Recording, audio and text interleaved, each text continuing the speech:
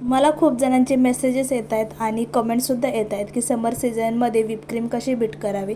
तर हे मी तुम्हाला इथे व्हिडिओमध्ये प्रॉपर सांगणार आहे. तर मी इथे ट्रोपोलाइट ह्या ब्रँडची व्हिप क्रीम यूज करते आणि मी इथे हाफ kg केकसाठी किती क्रीम घ्यावी हे पण तुम्हाला सांगणार आहे.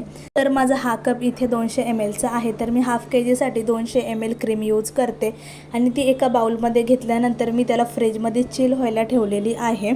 ते झाल्यानंतर इथे मी क्रीम बीट करायला घेतलेली आहे आणि आपली क्रीम जर थंड असेल तर प्रॉपर बीट होते.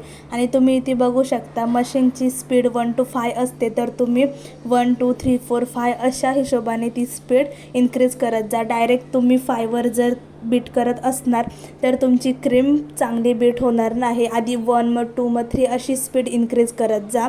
तर अशा पद्धतीने हळूहळू तुम्हाला लई तर लई 10 ते 15 मिनटामध्ये हाफ kg केकसाठी 200 ml क्रीम तुमची बीट होईल. आणि समजा खूपच क्रीम पातळ होत असेल तर खाली आईस क्यूब ठेवा किंवा आईसच्या वॉटरमध्ये हा बाउल ठेवा आणि मग व्हिप करा. समर सीझनमध्ये व्हिपिंग क्रीम सेट करण्यासाठी काही गोष्टी खूप महत्त्वाच्या आहेत.